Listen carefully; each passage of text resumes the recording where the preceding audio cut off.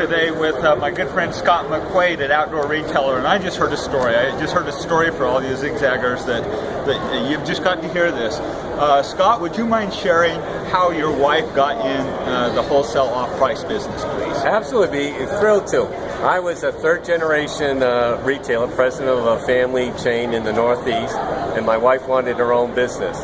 So I bought all the off-price goods for the company. When I'd be in a factory, I'd be buying a small portion of the off-price goods.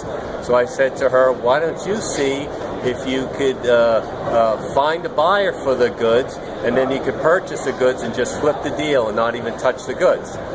So she said, great. So I told her about a deal at a factory. Actually, it was in Manchester, New Hampshire, Manchester Knitted Fashions. And they had flannel lined denim skirts for LL Bean. And her first customer was Sierra Trading Goods, and it was, I believe, 10,000 pieces. So she called the buyer at Sierra, found out who the buyer was, talked to the buyer, sold the goods to her, negotiated the goods, and then went back and bought the goods. Now the hard part for her was we had no capital at the time. We were newly married, we had kids, we had no savings, so she had to go into a bank to get a loan.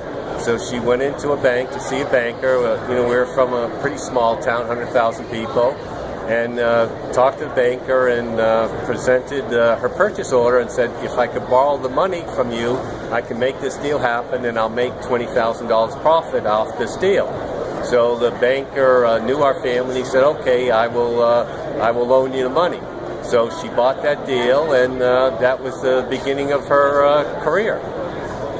Okay, so a couple of key real fun things that you left out is I don't even think she had a bank account at the point, and they said, show us your P&L. There's no P&L. So frequently, everyone, we think that you have to have a whole bunch of money to create money.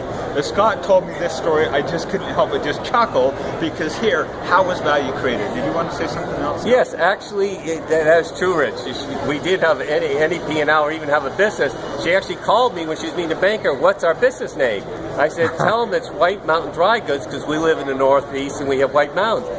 And he said, yeah, that name sounds familiar. That name's been around. Now, that was the vendor, and so real time you made up the name with the supplier, and they checked approval, and you got in their system, which probably would have taken 5 or 10 years. That is correct. The factor at the time was okaying the loans, and he said, that name sounds familiar. I just can't find the file, but I'll approve it. So needless to say, this went on to be a very successful company and has done really well. Yes, for 16 years. For 16 years. With zero capital. Started with zero capital. So how did that work? What's that all about? Did you need a whole bunch of money to do that? No, the answer is simply this.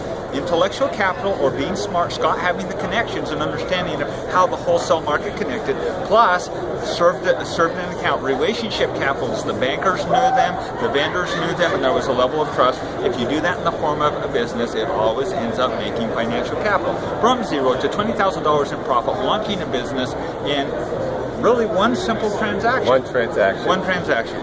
Don't tell me it can't be done. You Zigzaggers all go do it, create your business, and quit getting all hung up on you have to have a bunch of money.